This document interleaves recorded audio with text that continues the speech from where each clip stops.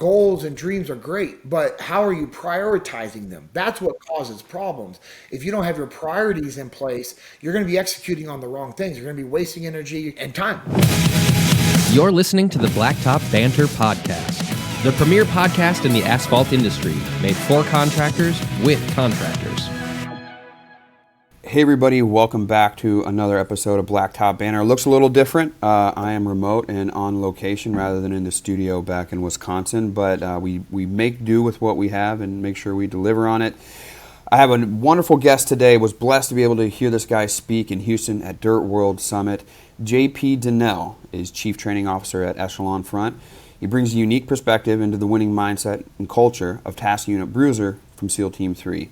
He communicates combat experiences to help provide high-impact lessons learned and instruct with direct application while helping Echelon Front to teach others how to build their own high-performance winning teams and dominate their battlefields. It was really cool to see these guys do the FTX training. I think that's right. Yeah. I think I'm saying that right down there with the BuildWit crew. A lot of those guys are my friends, and they really, really enjoyed it. So I wanted to get JP on here. We had a little bit of connection issues being as we're on other opposite ends of the country. I think that's an understatement. JP wanted to make sure I wasn't a hacker, I believe. No, at some point. no. That was not the case. I thought when I was like, oh, I got to reset all this stuff, when everything went like literally, I've never had that happen. Like I've reset stuff multiple times.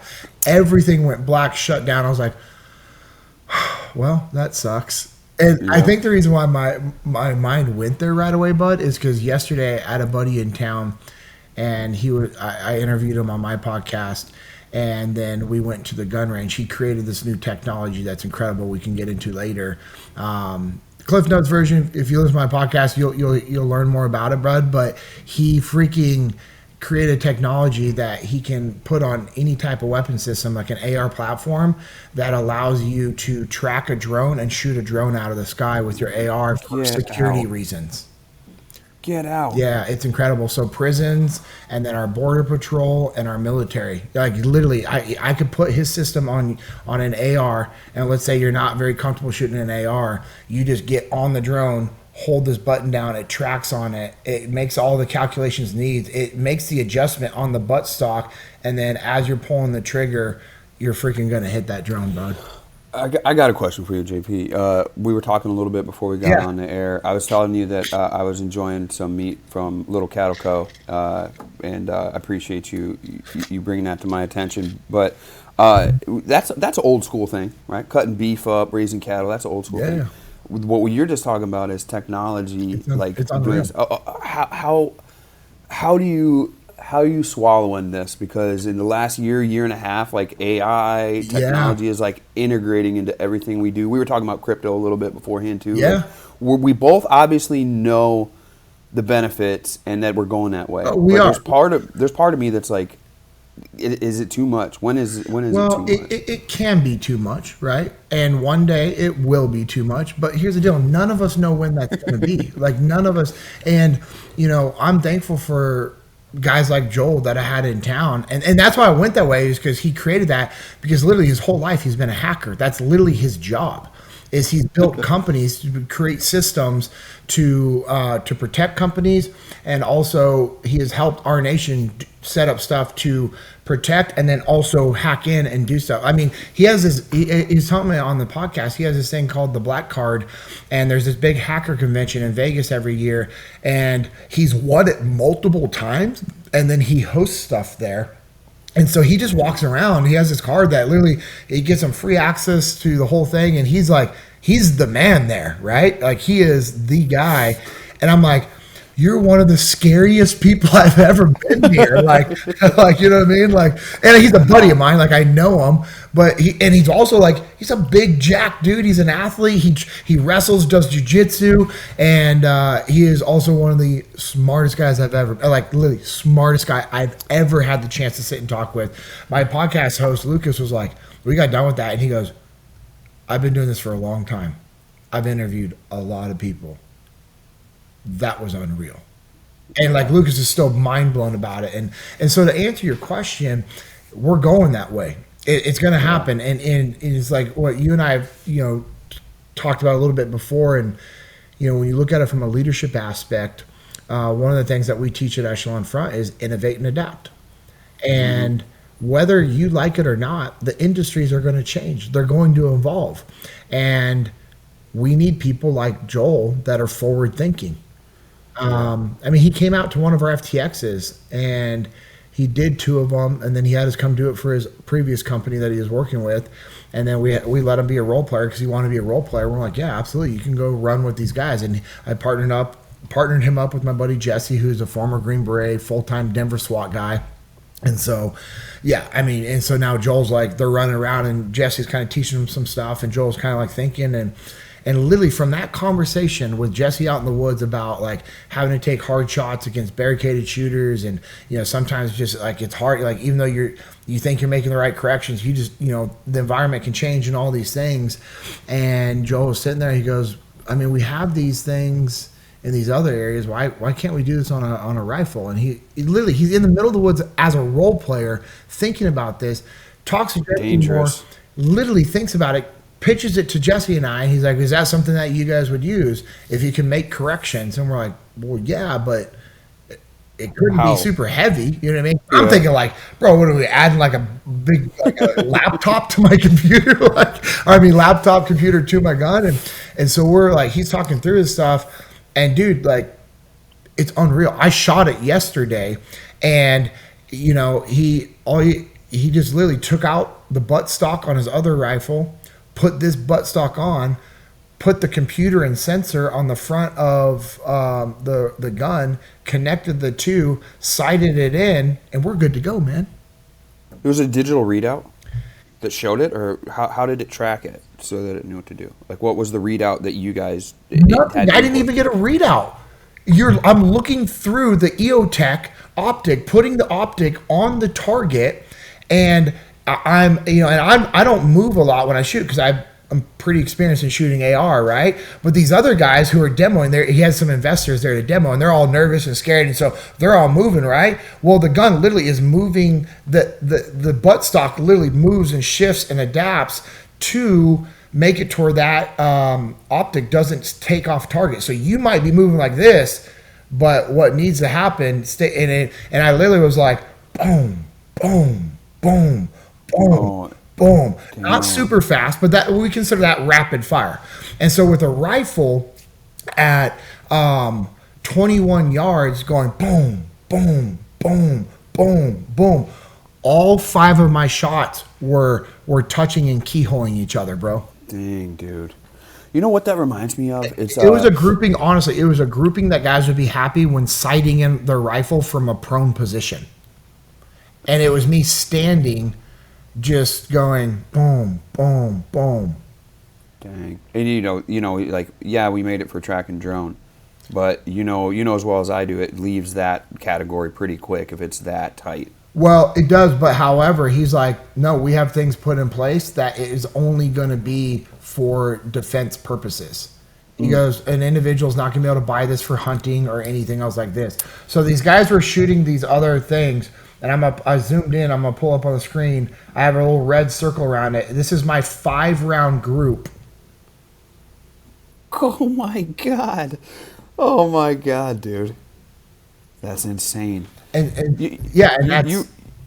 You know, at one point, I say this about me, especially in business. At one point, I was able to outwork my ignorance. Like, I never was real super software guy, tech savvy, all that stuff. But I promise you, I could outwork anybody in the field when we were doing asphalt work. Bro, same. And for a while, that worked good. Yes. Right? I could do that. But I did notice that guys that were at their computer, putting logistics together, putting route density together, understanding all that type of stuff, were working as good as I was, and they weren't having to actually grunt it out. They weren't sweating, right? So I realized, like, dude, if you create a hybrid, you almost have to, because guys like your friend Joel, the guy's jacked, he's disciplined, he's also tech savvy while he's out there, he's forward thinking. Like, these are the studs. Like, those are going to be the studs that win. So for us, like you were talking about, adapt and innovate, like, we have to. You have to. You have to. And I love that you said that, because I've always been very similar to that. And I've always felt like, man, I'll just outwork anybody, which for the most part is true. Yeah. However, if you're only thinking about working hard but not working smart, and that's one thing I learned from the SEAL teams, is like, hey man, because I had some really good leaders in the SEAL teams. When I say leaders, not like these official leadership titles, but as you know, and we've talked about, like, leadership isn't a title. Your title doesn't make you a leader. It's your ability to influence the people around you, right? And so, Right.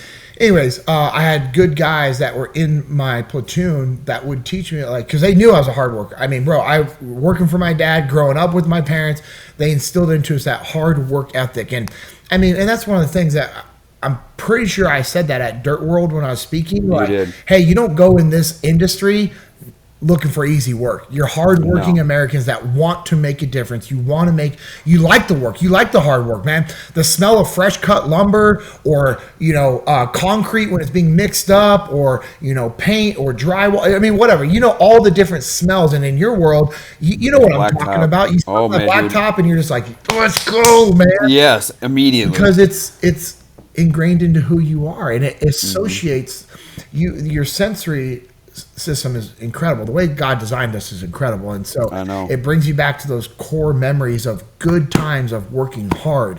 And it's good to be out there working hard and sweating and doing that. And that's how work gets done in your world, in the world of construction. You're always going to need boots on the ground and hands, right? And thinkers, the human mind.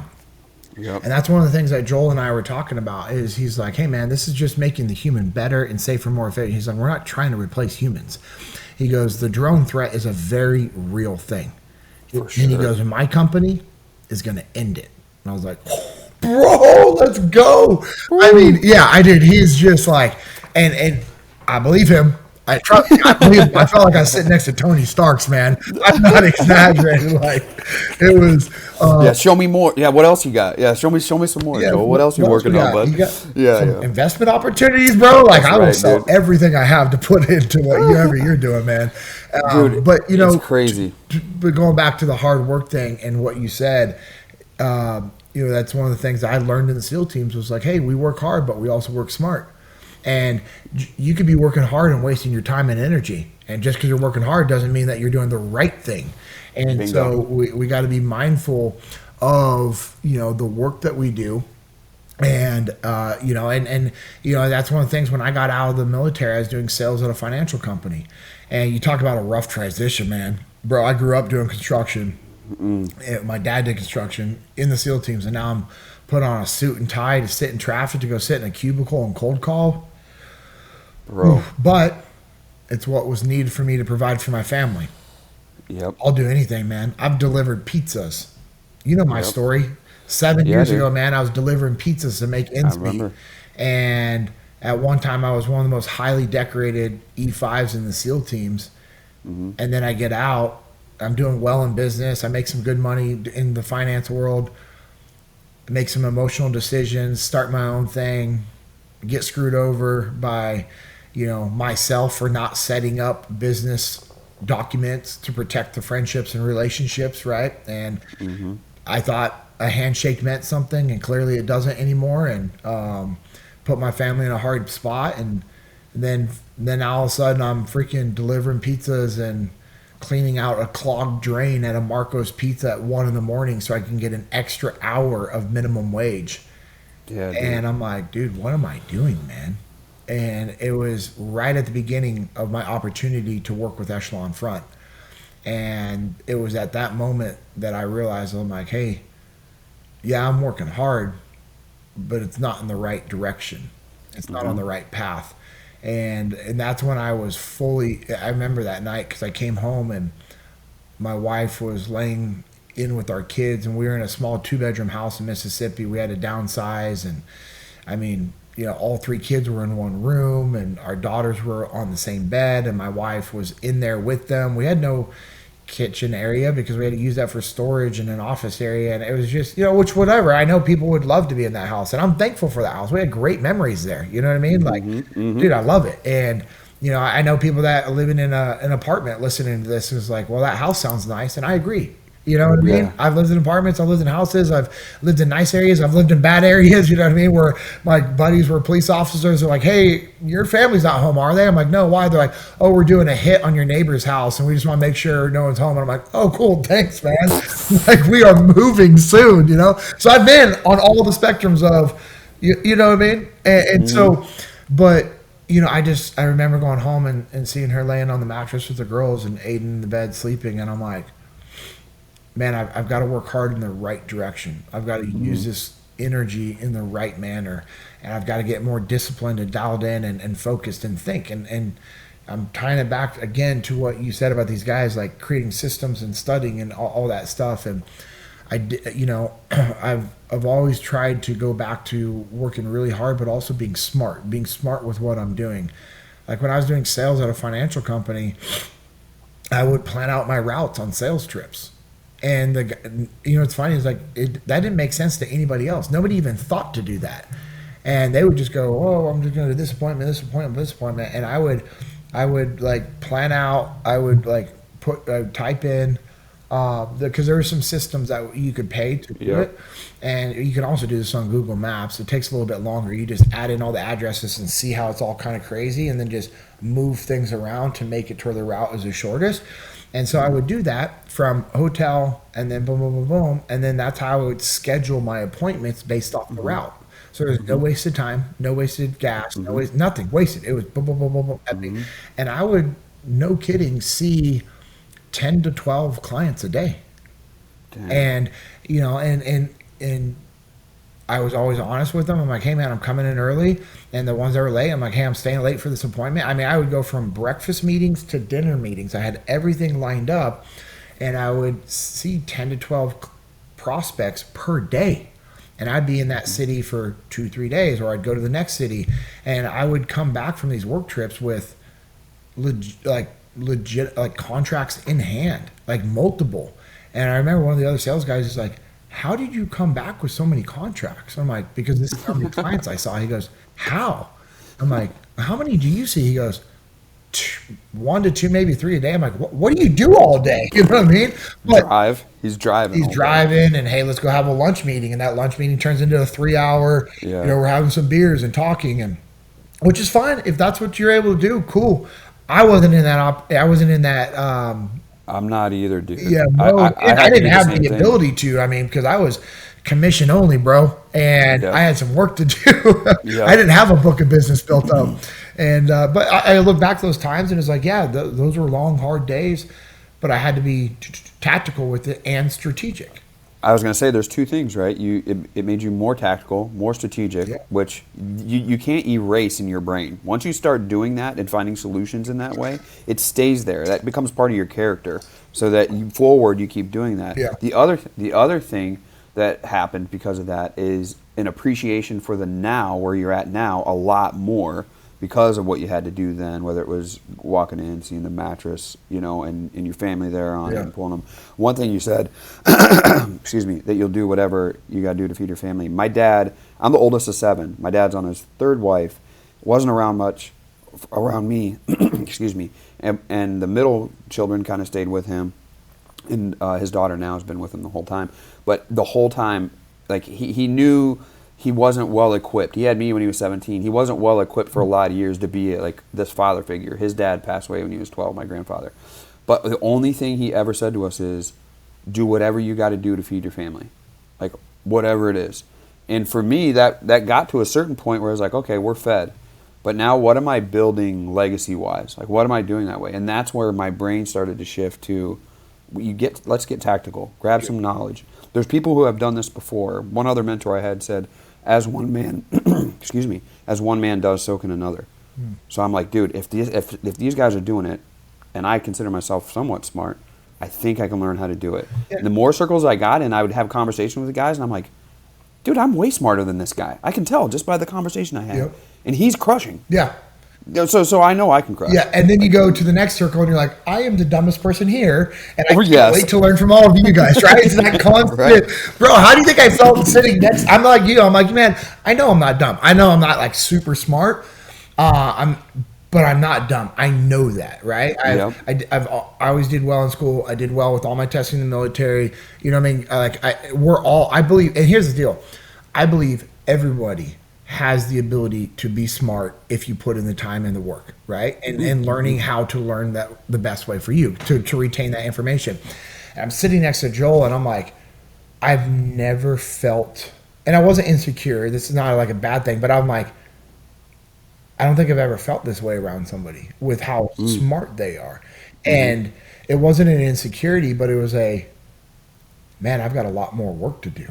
Yeah. You know? Yeah. Dude, he's creating a system for schools because he saw the issues with school systems of how they just do the standardized testing and work. He goes, I want to make it easier for teachers so that they can be better at their job to provide better value.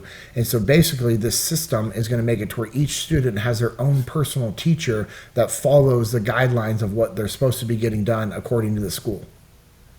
He goes, so the teacher's still facilitating the work, but the program learns how each individual student learns and then creates the proper programming for that student to learn how to retain the information. Dude, what a mind. Why look at that and decide I'm going to fix that? Because he's a good human, one, which, right? But also, he's got a lot of irons in the fire. Well, like you were talking about, he's wired to solve problems. Right. And that's what makes people successful.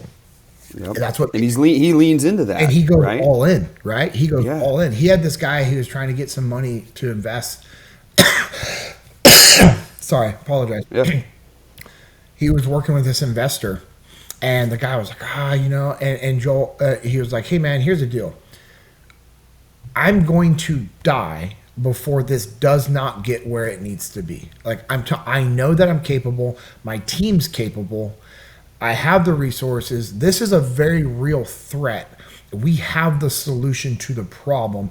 Nobody's doing what we're doing at this level. I have the partnerships. I have the relationships. I'm going to die. He goes, if you need me to sign over my insurance as collateral for your investment, I'll do that. You want to talk about being all in? You know what I mean? Like, okay. Yeah, that's belief. That's 100% exactly, belief. that's belief. And without belief, nothing is possible. But with belief alone, nothing is possible. It takes us going out there and getting to work. And that's what I learned in the SEAL teams. That's what you've learned in your business and in life. It's just like, hey, go out there and work. And Joel has all these great ideas, but he executes on them. Jocko has all these great ideas, and he executes on them. Leif has all these great ideas, and he executes on them. You've had great ideas. You've executed on them, right? Like you and your buddy have these events and these mentorship programs and all these things. You've executed on them. And so life requires us to go out there and take action. And now, yes, goals and dreams are great, but how are you prioritizing them? That's what causes problems. If you don't have your priorities in place, you're going to be executing on the wrong things. You're going to be wasting energy and time. I'm incredibly proud of the Blacktop Banner Edition seal coating unit produced in partnership with KM International and available in both 550 and 700 gallon versions. Custom built on the same frame as their bulletproof hot boxes, I work closely with KM to design what I believe is the best seal coating unit on the market, a unit designed by a contractor for contractors. Learn more about the unit and to see a walkthrough of the entire unit by visiting kminternational.com. If you're serious about efficiency and performance, listen up. The Craftco SuperShot 125 is not just a melter, it's a strategic pavement maintenance advantage. Quick startups, fume-free, automatic agitator shutoff, a splash-proof lid, and pumping on demand, these features are essential for any serious asphalt maintenance contractor.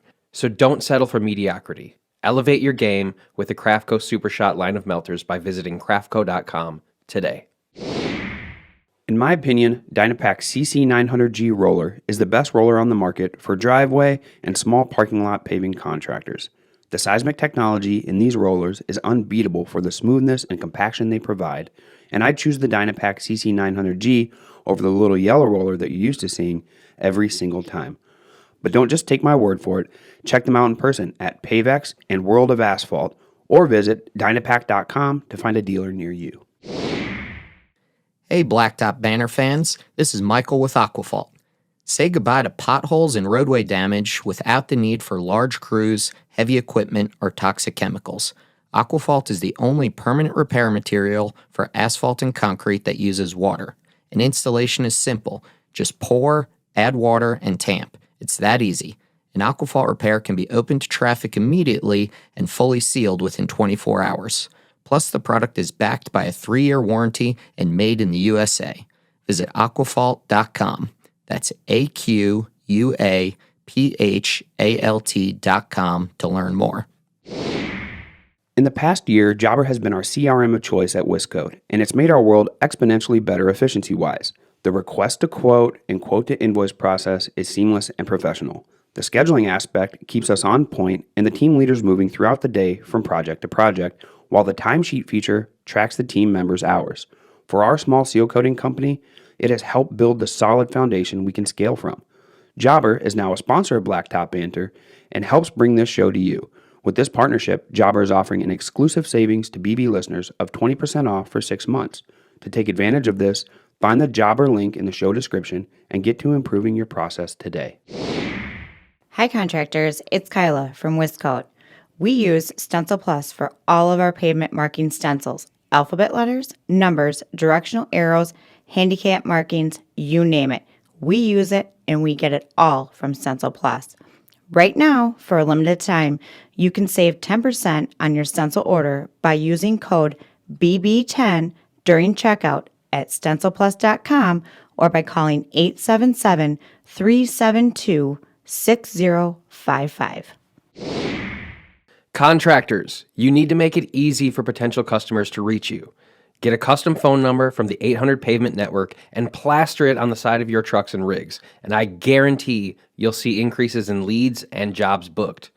Get yours by calling 1-800-728-3636.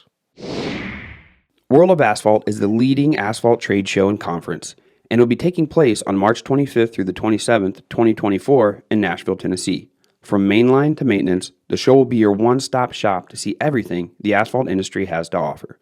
Registration is now open, and listeners can save 20% off registration with the code BB20 when they register on worldofasphalt.com.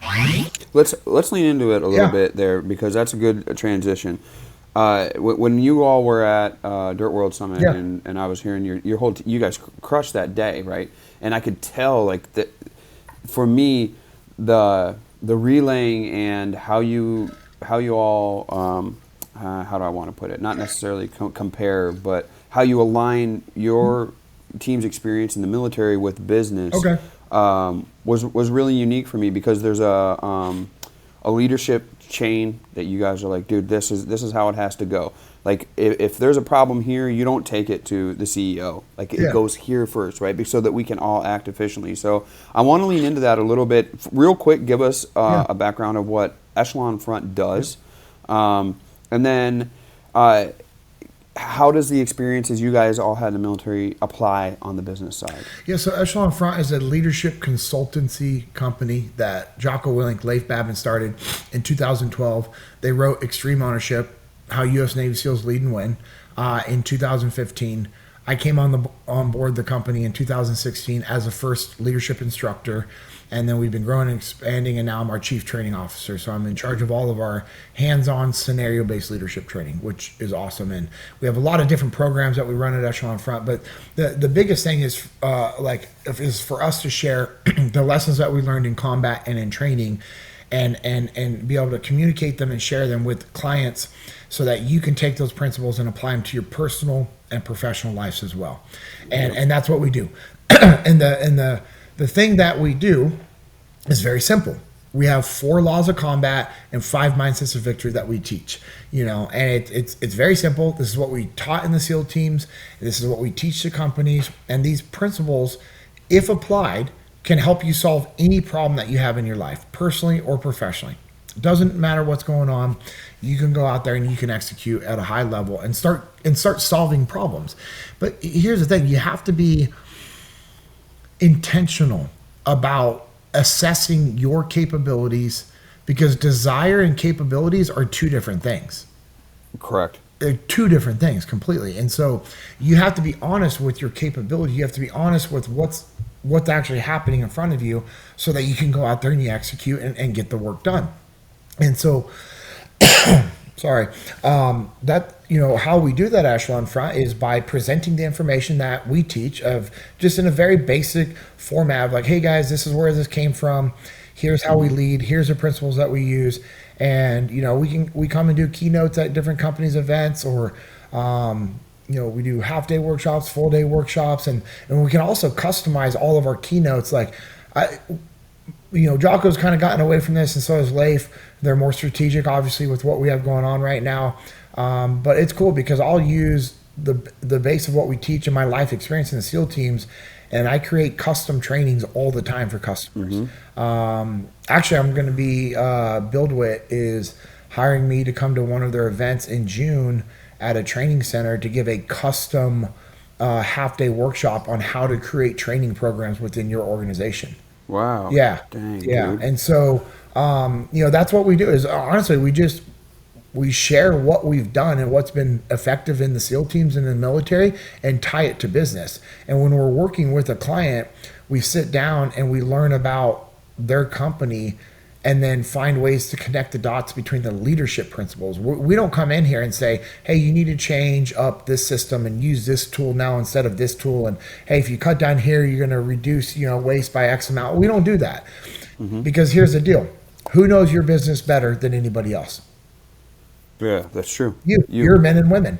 And so if we're now giving you guys tools to lead and communicate better and think strategically, who's gonna come up with better solutions on reducing waste? An outside company or you? Yeah. It's gonna be you all day long. And driving ownership down to your people and teaching your people how to think, not just what to think, but teaching your people how to think. Is that like the core common issue that you guys see, Yes. JP, with with everybody like you guys consult with and do, like that issue, right, of how to think. It's a culture thing essentially, right? It starts at the top and works its way down. How do we as businesses, if you have a problem with how your organization thinks, what are some tactics like to start trending in that direction of like, we got to be open to this. We have to start changing something. Well, the first thing is you have to give your men and women permission to lead. And most leaders make the mistake of thinking, well, my people know I need them to lead. My people know that I need them to step up and solve problems and do all these things. That's a good assumption. The reality is you probably have a lot of people that are they're fine with just doing exactly what you tell them to do. You guys have a really good working relationship. They like you. They respect you. And, if you ask them to go do something and say, hey, Cody, I need you to go set up this classroom like this. I need all the notebooks faced this way. I need the pens on the right. I need that little clippy thing rolled out to the right-hand side. And here's all the things I need you to do. And Cody and I have a really good relationship, and I pay him well, and he's happy, and we have a good work environment. Guess what he's going to go do? He's going to go do exactly what I asked him to do. You know what I mean? Yeah. He's going to go do that.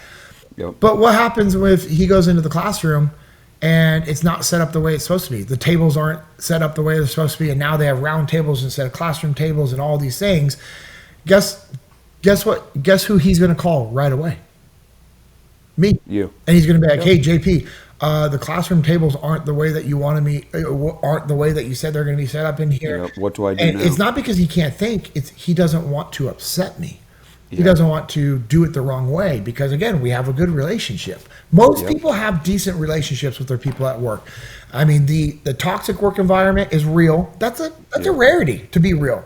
Like, that's a rarity. And there's a whole other bag of worms that we can open up the next time we record if you want on changing the toxic work environment. Because let's be real, the toxic work environment is more common in the construction industry than most other industries that we Absolutely. A 1,000,000%. And so if you'd like to schedule another one and just focus on that, I'd be honored to do that with you, man. Cool. And learn from you as well for what you've done and how you've worked out of some of those situations. But going back to Cody in the classroom, he's going to call me and I'm going to be like, well, all right, hey, let's make sure there's just, and then we're going to walk through it and he's going to go get it done. Instead, the best environment is where I say, hey, Cody, hey, we have a, as you know, we have the training later today, and the client's going to be there starting at 1:00. Yep. Hey, by 12:30, could you have the classroom set up and just make sure each seat has a notebook, a pen, and a can of Discipline Go ready to go. And the reason why we need to have a notebook and a pen is we want to make sure, I'm going to actually talk about the importance of taking notes in training and having notebooks and using it as a tool and a resource. And also, we're coming back from lunch. These guys have had a long day, and I want to make sure they have a little bit of caffeine in front of them if they want to. I don't care how you set it up. Just make sure it looks clean and organized like you always do. And,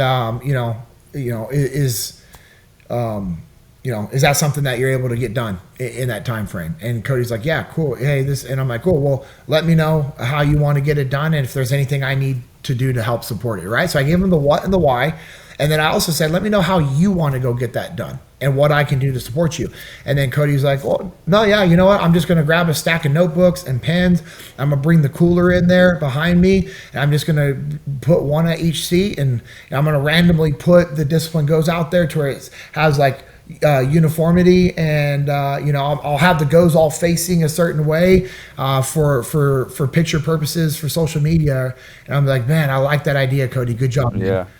What do you do though, JP?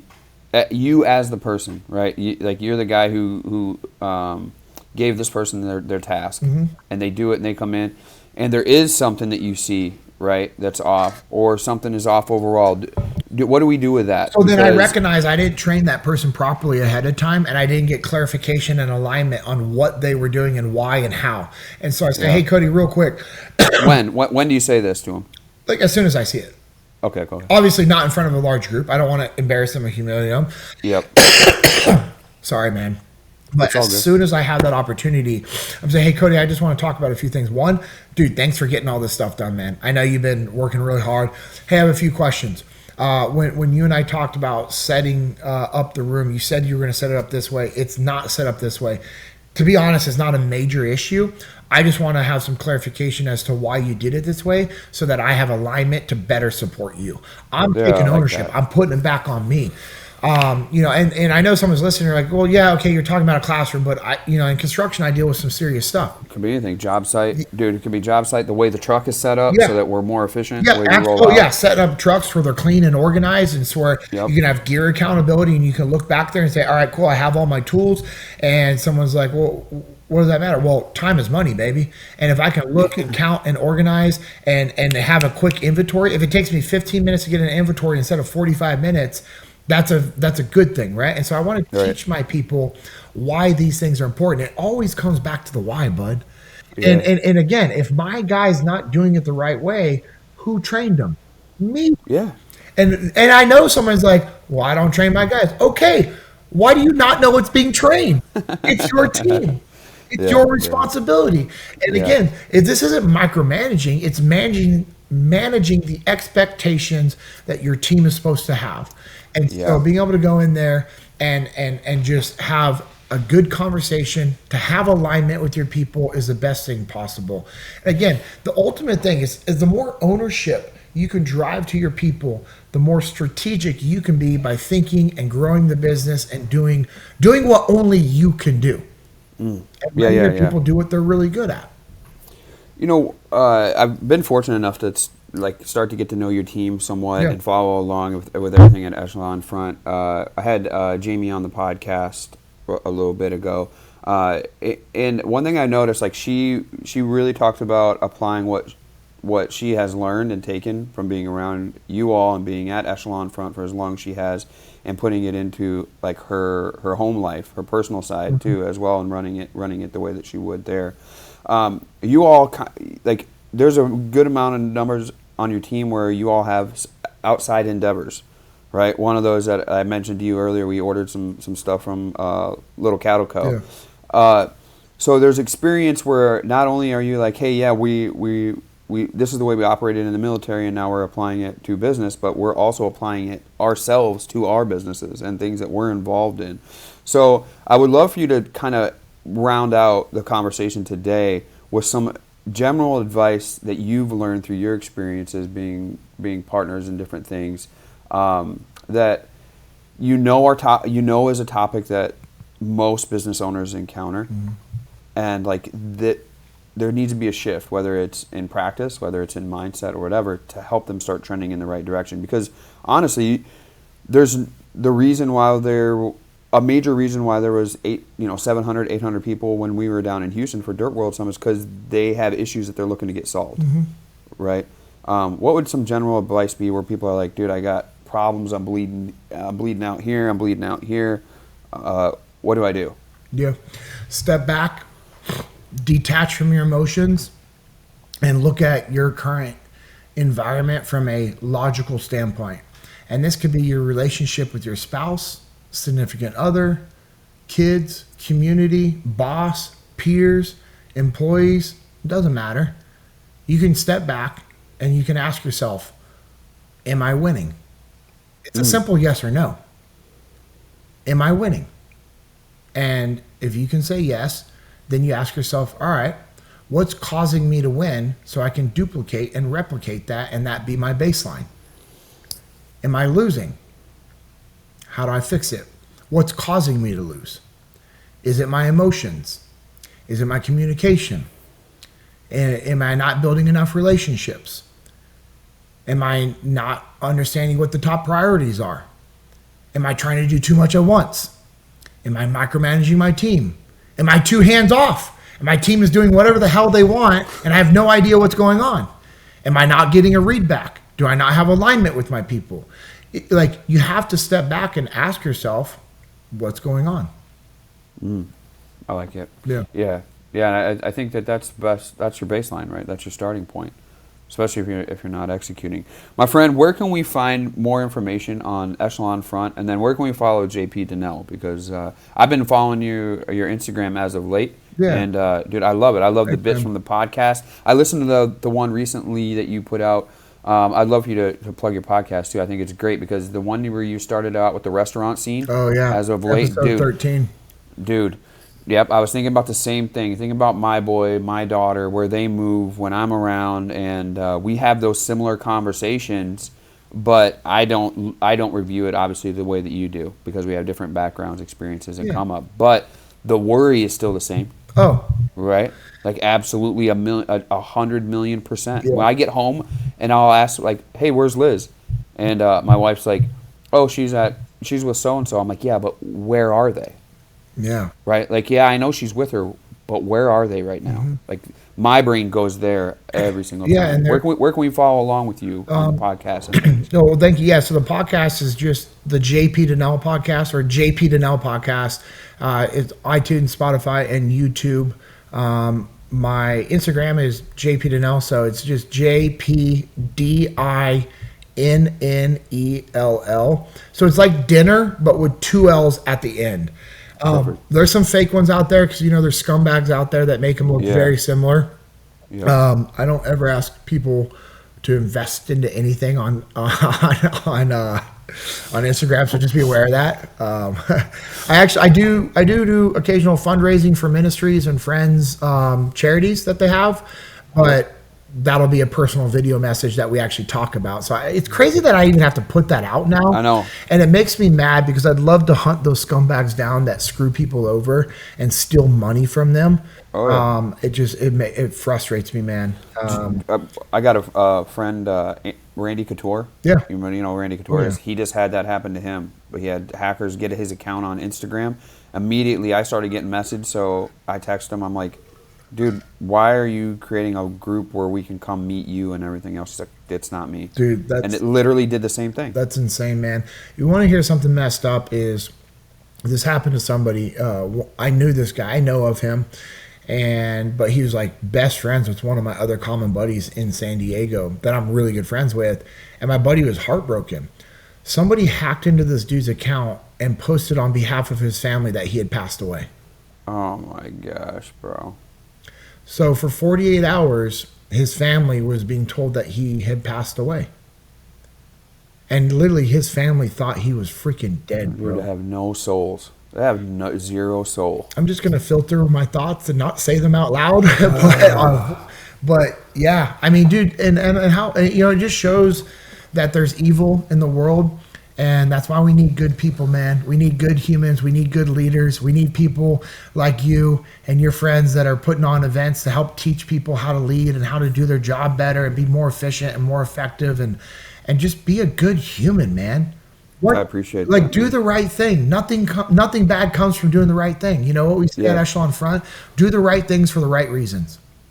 Yeah, It's I that appreciate simple, that. man. So yeah, on Instagram, I think on LinkedIn is Jeremiah JP Dinnell. Dinnell or JP Dinnell. I don't know, dude. It's I don't- JP Dinnell. Yeah, I don't use LinkedIn as much as I should. For me, just for what I do, it's not a platform I engage on much, but I'm on there for sure. But big on Instagram, just for my lifestyle and what we do at Echelon Front, and then also YouTube with the podcast more regularly. Yeah. Echelonfront.com we can go to. Yep, echelonfront.com. Cool. And then, if you want to get some good Texas beef, littlecattle.co. So our company is Little Cattle That's good. Co. You tried some, right? I tried some, dude. I tried the top sirloin, Ooh. and then we had the Denver steak. Yes. Two completely different cuts. Mm-hmm. Like, to me, like, I'm not that guy. Yeah. But when I ate them, I was like, Dad, these are two completely different cuts. We could use them for completely different things. We still got the burger to eat, and then I ordered the bone. Nice. I love the bone marrow. Yeah, Bake it, yeah. scoop that stuff out. Yeah, rice pilaf. Dude, the ground beef is unreal. Yeah, we're about to have that when we Because get what back. we actually have a ground beef subscription out right now, so it's pretty Oh, cool. damn. Which you can get 10, crazy. 15, or 20 pounds a month, and you get it at a discount, right? And every month it's shipping to you. You don't even have to think about it. But because we know a lot of people eat ground beef, and it's good for you, and it's easy to meal prep. Yeah. A lot of people don't know this, but bro, so if you go to like a big store or any type of store and get ground beef, it's going to have a couple hundred, if up to 1,000 different steers that meat all comes from when they slaughter, right? Because at these big slaughterhouses, they're slaughtering all these steers, and then they take all the scraps, and that's what the ground beef comes from. When we slaughter our steers, the ground beef that you get literally came from the chuck roast and the trimmings of that one steer. You can taste the difference. Dude, in that top sirloin, we could definitely.